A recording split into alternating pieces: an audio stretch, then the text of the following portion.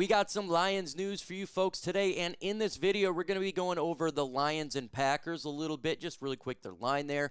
Dan Campbell speaks on Micah Parsons. He's going to tell you what he has a plan for. John Morton is coveted and was coveted by multiple coaches, including Ben Johnson. Dan Campbell on Isaac TeSlaa versus the Green Bay Packers. We're going to get into that. And the Detroit Lions are seeking a quarterback number 3. Dan Campbell spoke to the media. We're going to break it all down for you in this video. Let's go ahead and start really quick here. Just a refresher, if you don't know, the Lions are traveling to Green Bay this Sunday. The game will be live at 4:25 p.m. The Lions are actually underdogs by 2.5 points, and the total over and under is 46.5, favored by Green Bay. Now, the line changed because the Packers, they traded for Micah Parsons, and so a lot of people jumped on here. Dan Campbell spoke to the media about Parsons and what they're going to do versus the Packers. Says, I don't know how much it will change necessarily. I mean, we are not even into third down, said Campbell. We'll get more into that next couple of days. Certainly, we will have our eyes on what kind of player he is. He's a really good player, so we'll have a plan. These guys gave them a few days off, so let them kind of clear their head. It was good training camp. Today is really more about getting into Green Bay. Campbell said more than anything, it's getting them moving again. Lifting, running, we'll move them just a little bit outside. Do just a short practice, so we're ready for tomorrow. Tomorrow will be our big day. It's good to have them back. Here we go. Man, it's 2025, so the Lions head coach Dan Campbell says he's got a plan for Micah Parsons. And I fully believe he's got a plan for him and the rest of the Green Bay Packers and how they're going to slow down the pass rush and how they attack Green Bay all around on Sunday. So our coaching staff is really good, especially coming up with good game plans when they're traveling on the road. So question for you, will the Lions contain Micah Parsons for this game on Sunday? Why for yes and for no?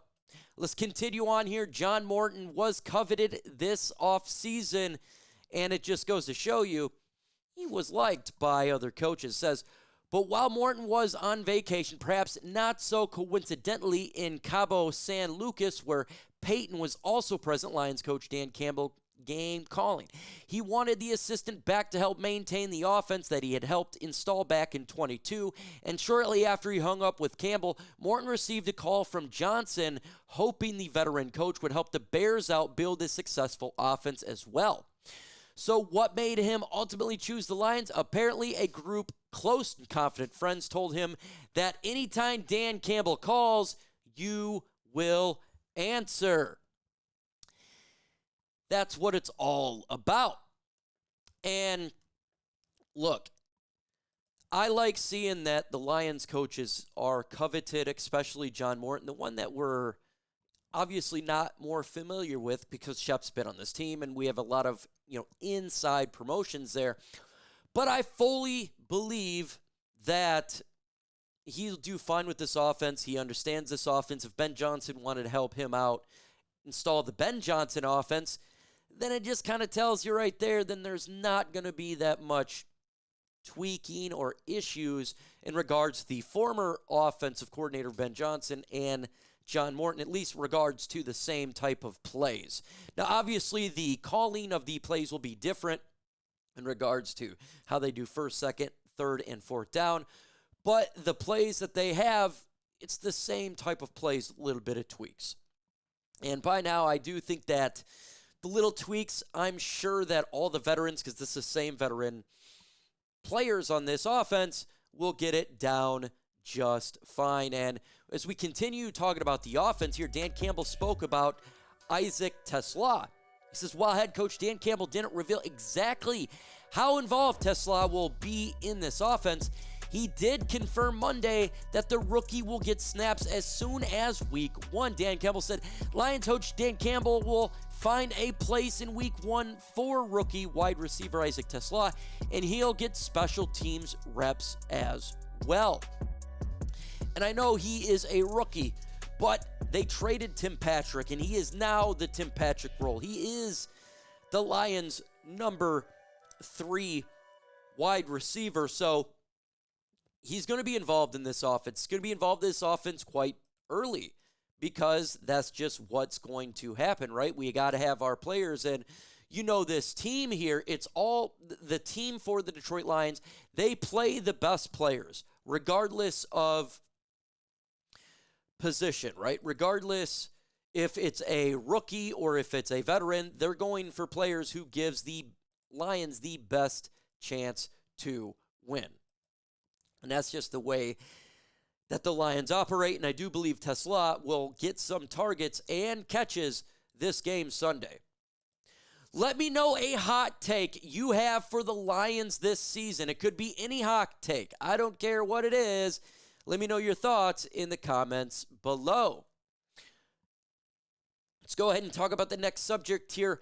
Dan Campbell reveals, and he talks about what the Lions are seeking in a number 3 quarterback. He says, we're looking for somebody that, if we need them, we know they can run the show. Campbell said, they can run the offense, they can process the information. More than that, we could find a guy to develop that's unknown for all those. I'd rather have a guy, somebody that certainly if we're familiar with or somebody you just know to get in the game, you're going to have the right play, be smart with football, and all of those things.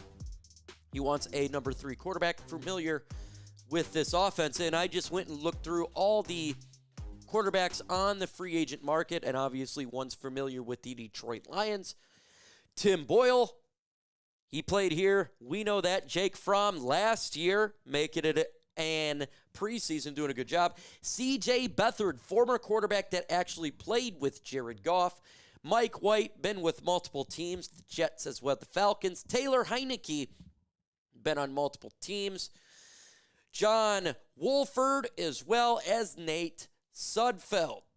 So when it comes to the number 3 quarterbacks, there's really not big-time options out there. If they're looking for a veteran quarterback, Taylor Heineke could be a quarterback as well for them.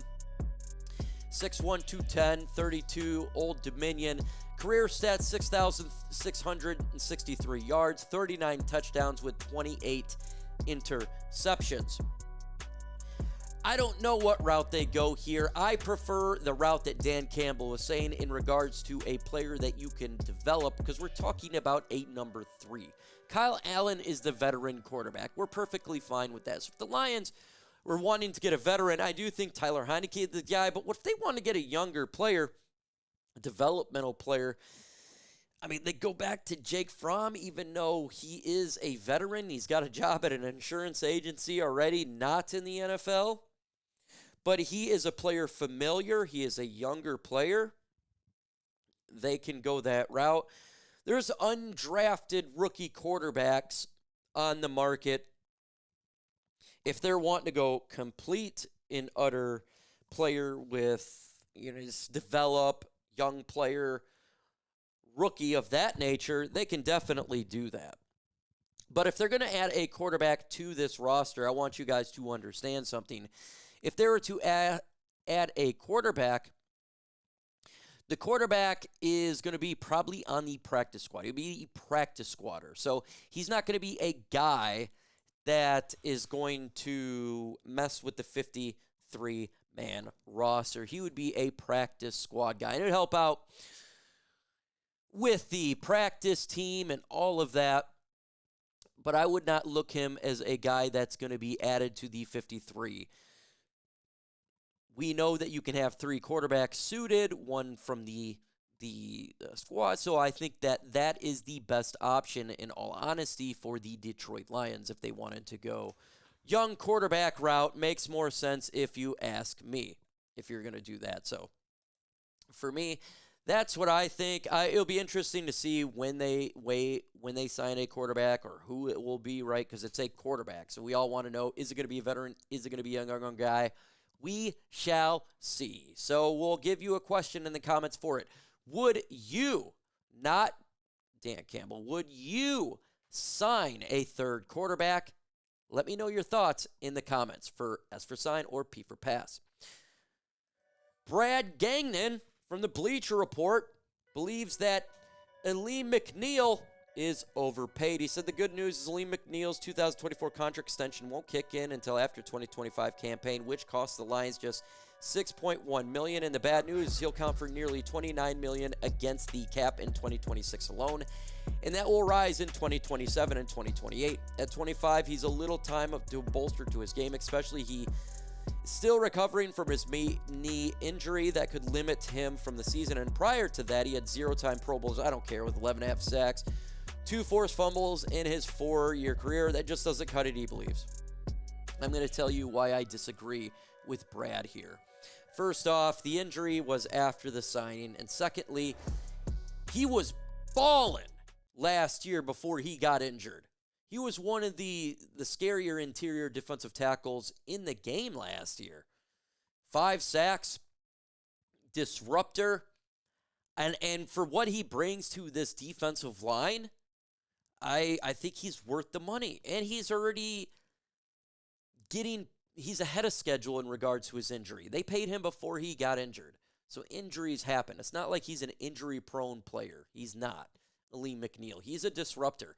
And when he'll be back, he is just going to bring that interior to the next level. In regards to the money, every year the cap gets raised. Every single year. So I'm not too concerned about Alim McNeill, and I don't think he's extremely overpaid or any of that. I think that's just an individual that doesn't really pay attention to some of the players on teams. And he, in my opinion, is not really paying attention to Alim McNeill and what he brings to the Lions defense. Because as we know, as Lions fan, he's worth the money. He is a disruptor in the middle of that defense. So give me your thoughts about today's video. With that said, folks, adios.